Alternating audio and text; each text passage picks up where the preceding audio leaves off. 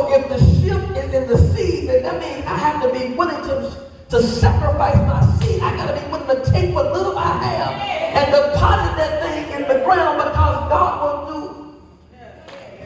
exceedingly and abundantly with my seed. That's my sacrifice.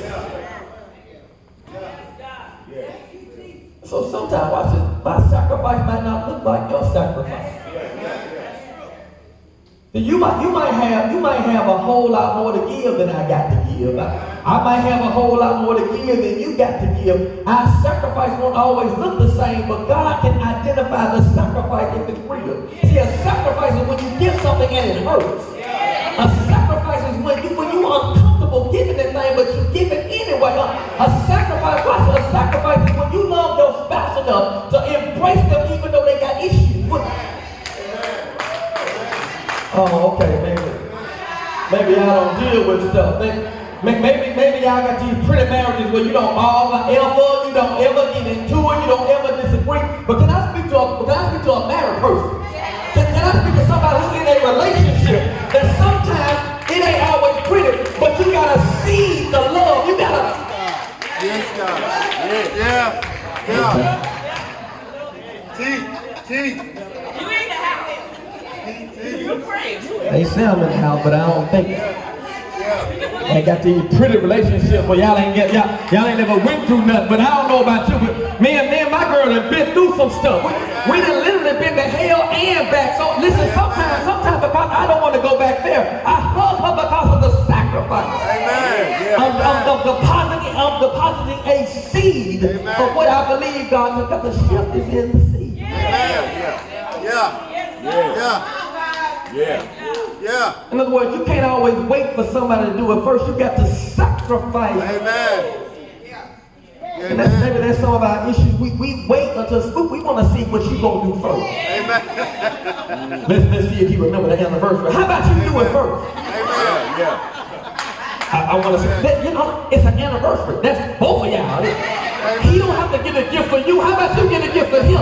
Don't wait on him to remember the date. Tell him what the date is. Amen. Since I'm on a tangent, let me do it. Because I can't stand this happy wife, happy life. I'm in a marriage too. Amen. How about happy spouse, happy house? Amen. I'm a real live person. Don't just put this. I just can't wait for her to be happy. What if she happy but I'm miserable? You gotta take care of my needs too. Sacrifice. Amen. Go ahead, Doc. Say it. Ladies, we need to kill this happy wife, happy. No, I need to be happy just like you. Amen. Say that. I need to have peace just like you. I need to feel love just like you. I want a bubble bath. Look at somebody and say, take care of me, baby. Now, if it's any man who think I'm wrong, if you think I'm wrong, just tell me to be quiet. Amen.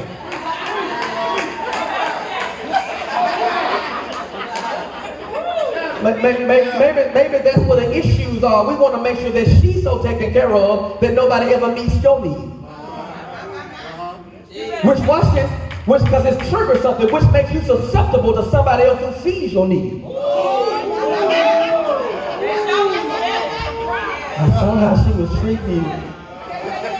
And I'm sorry, let me do it. I saw how she was treating you.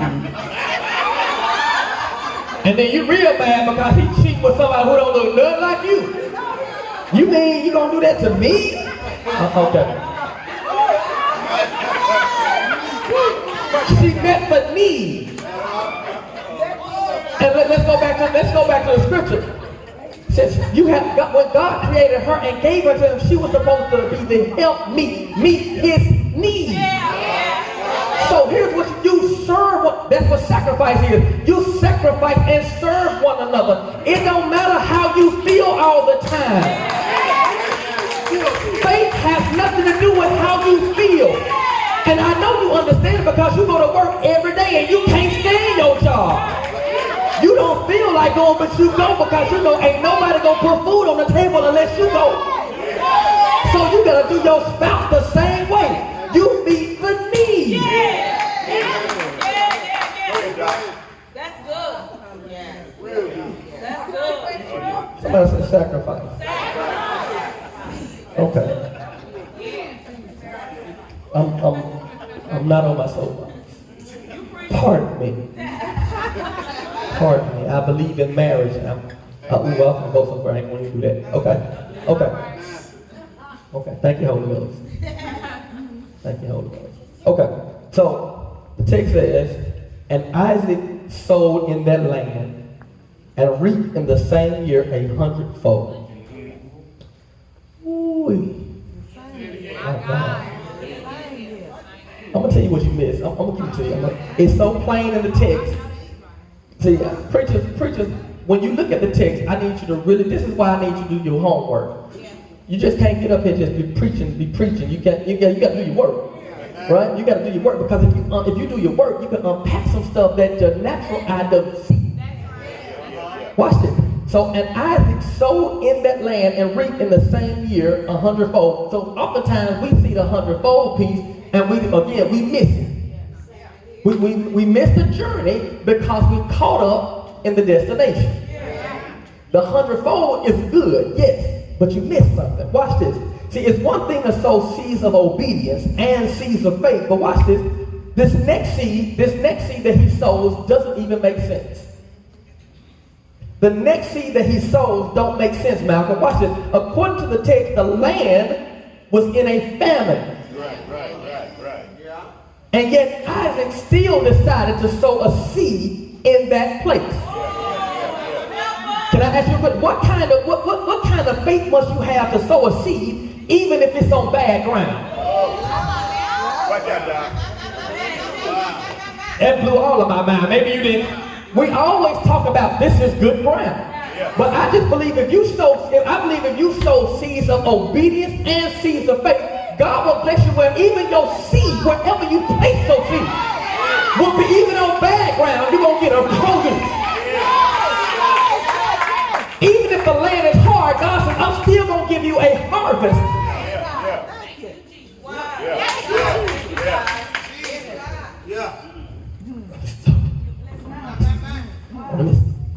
So here they are in this famine land. Isaac sows a seed, and in the same year, God gives him 100-fold. Oh, okay. Isaac sows a seed, and God still gives him 100-fold. When you're obedient to God and faithful to God, God will cause you to sow a seed on bad ground and steal.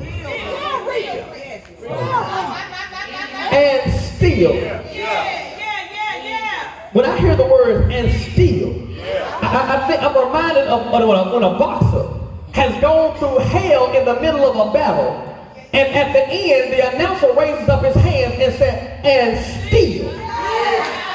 Let's have a little bit of church. And steal. That lets me know what the devil has done everything he can do for me. At the end of my battle, God will still raise up my hand and say, and steal. Is there anybody in this place that has gone through some hell in your life, but you're still here? Is there anybody who's gone through some stuff in your life, but the devil trying to take you out? He's giving you every shot he can give you, but you're still here. Is there anybody here that knows cancer was enough to take you out? Of the voice did not kill you. Sugar diabetes didn't get the best of you. No matter what you go through, lift up your hand and say, and still, I'm still more than a conqueror. I'm still an overcomer. I'm still the head and not the tail. I'm still above and not beneath. Look at somebody and still. After all I've gone through, I'm still here. After all I've gone through, I'm still blessed. After all I've gone through, I'm still delivered. After all I've gone through, I'm still saved. After all I've gone through, I still look good. Is there anybody here that said I don't look nothing like the hell that I've been through? I said, is there anybody here that said I don't look nothing like the hell that I've gone through? My confidence over, but I still look good. You probably put dirt on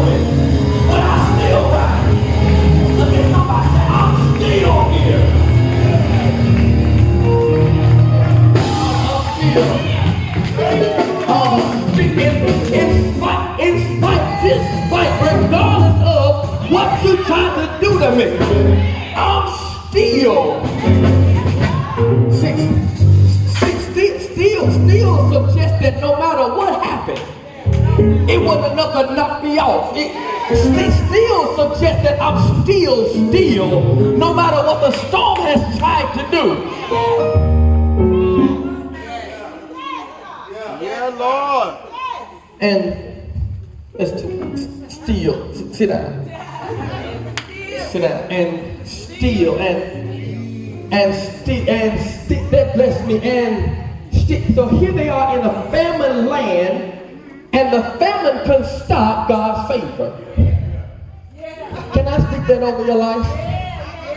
That the famine that you're going through still cannot stop God's favor for your life. I need 5 people to see that. The famine that you're going through still can't block the favor that's on your life. I need to say that one more time. Somebody gonna get it. I said the famine that you're going through still cannot block the favor that's on your life. When God favors you, a famine can't stop you. When God favors you, the fight can't knock you out. When God favors you, no matter what the devil is trying to do, you're still victorious. Look at somebody else. I still got victory.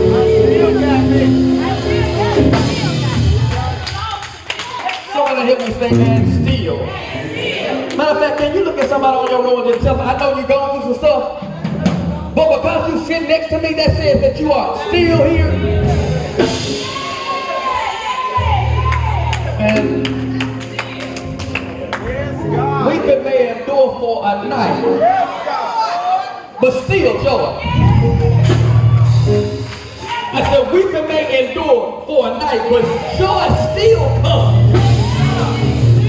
Is there anybody who got joy in the middle of your stuff? Weeping may, you might have cried all night last night, but God woke you up today and you still here. All right. Somebody said, and still. And so here they are in this famine land, and yet the favor of God still finds him. Ooh.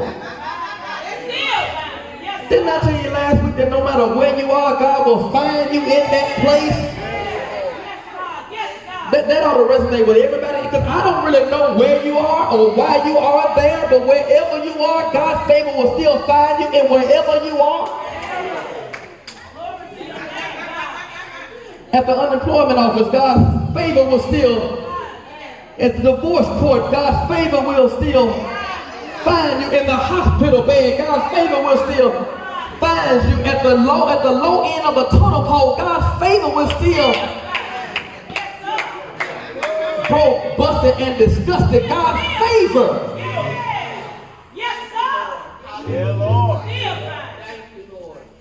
And so Isaac sowed in that land, and according to the text, he reaped the same year 100-fold. I need you to understand that the shift is in the seed. The Lord blessed him, and he became rich and gained more and more and became very wealthy because he sowed in a bad place and God found favor on him there. The shift is in the seed. The text says, verse 16, and Abimelech told him, and this is going to happen to you, leave. Because what God is doing for you has got to be. Well, Come on. Ooh. Yeah. Okay. Let me make this sound like. See, sometimes what seems like hate is really a prophetic word. come on. Thank you, Jesus. When you look at the text, it paints Abimelech in an adversarial position. Adversary, your enemy. Yeah. When you look at the text, it sounds as though he's hating on him. Man, you got too big, you got to move. But can I suggest to you that sometimes what looks like hate is really a word of prophecy? Because sometimes your haters will tell the truth and see stuff that you don't even see. Oh man, you think you all that. I really did, but thank you for telling me. I didn't know. You think you're a talk show host now. Maybe I need to be. Sometimes your enemy will speak into your life in a way that you miss it because it's not always hating, it's prophetic. And so it suggests to me that sometimes where you may be currently, is too small for what God is doing in your life. Yeah. But you ain't gonna, where's Nathan? Nathan, you gonna miss it if you stay seated. Yes, God. Thank you, Jesus. Yes, God. Jesus. Jesus. You gonna miss it if you stay seated. Yeah. Jesus. You gonna miss it if you receive everything somebody has to say with hate. And you don't discern that thing with spirit. Jesus. So what Abimelech was literally saying was in agreement with what God was doing. Yeah. Wow. Thank you, Jesus. See, if the seed is going to shift, sometimes the shift moves you from one position to another position. My God. Yes, it does. But the reason why we don't leap is because we allow fear to keep us in our seat. We look at our resume and say, I don't deserve to be here. We look at our background and say, how did I get here? When God says, I ain't looking at none of your past stuff because my eyes are focused on your future.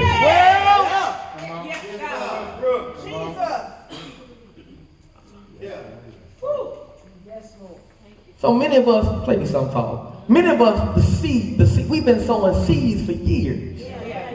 But here's the thing, we didn't put no faith on them seeds.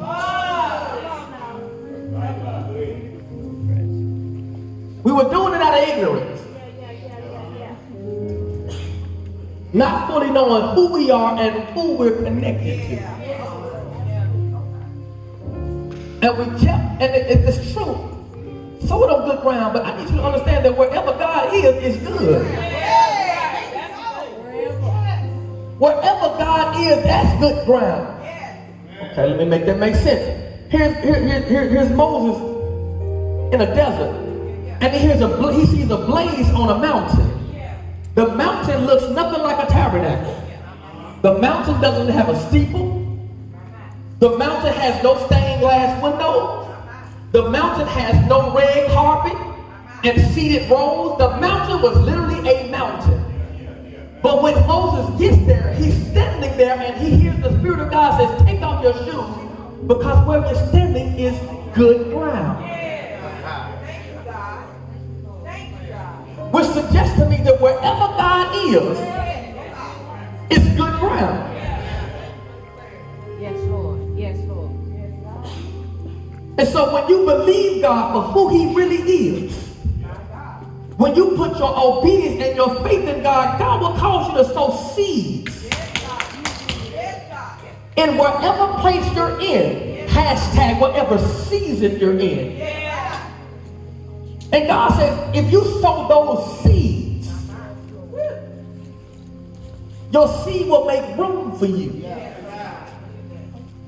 Your seed, again, here we talk this process of germination. When you sow your seeds, when your seed is deposited in the ground, your seed begins to take on another form. And what's in that seed is bigger than the seed.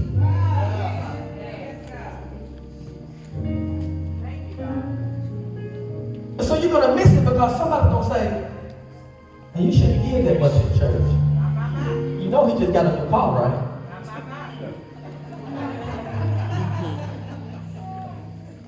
You shouldn't give. You don't know where that money going. You can't trust preachers there. Can I suggest to you that your trust ain't got nothing to do with me? Come on, breakthrough. I can be quick as 2 left feet. But because you sowed a seed out of obedience and faith, even in a bad place, Wow. God can produce a harvest for your life. Same you. I'm not perfect. If I ever make a mistake with your finances, that ain't got nothing to do with you. I can't dictate if the man on the corner is literally a bum or he's an imposter. That ain't got nothing to do with me. If I feel compelled to give, what happens is on him. But I'm not going to miss my move of God because I'm too busy trying to dissect what is.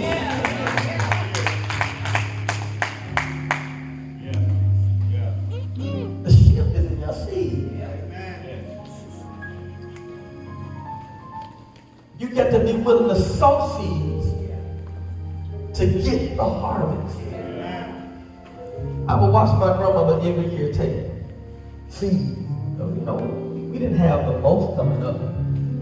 My grandma had a garden in the backyard. Tomatoes, watermelon, corn tree in the back. We always had some snacks. We always had it. Ain't had nothing, we could just tap the tree and watch the corn fall down. Take 2 pecans and, what y'all know about that? Hold them things together. But I would watch my grandmother take seeds and she would take these little bitty seeds. It wasn't even much. She would take them and she would sprinkle them in the ground. And after a while, something started breaking ground. And then in a little while, it would break ground, but then it would start developing it. And then I would see my grandmother come out later on with a basket. I just missed it. What was in her hand became too big in the back.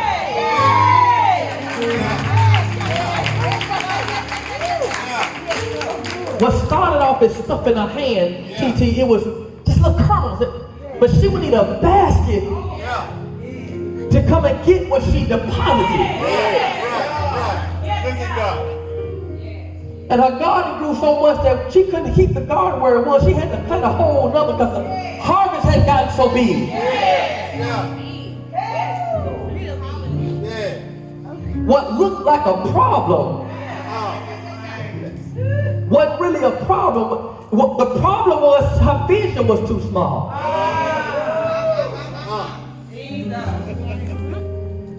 Because what God was trying to do was too big for her vision. What God is trying to do in your life is too big for where you are.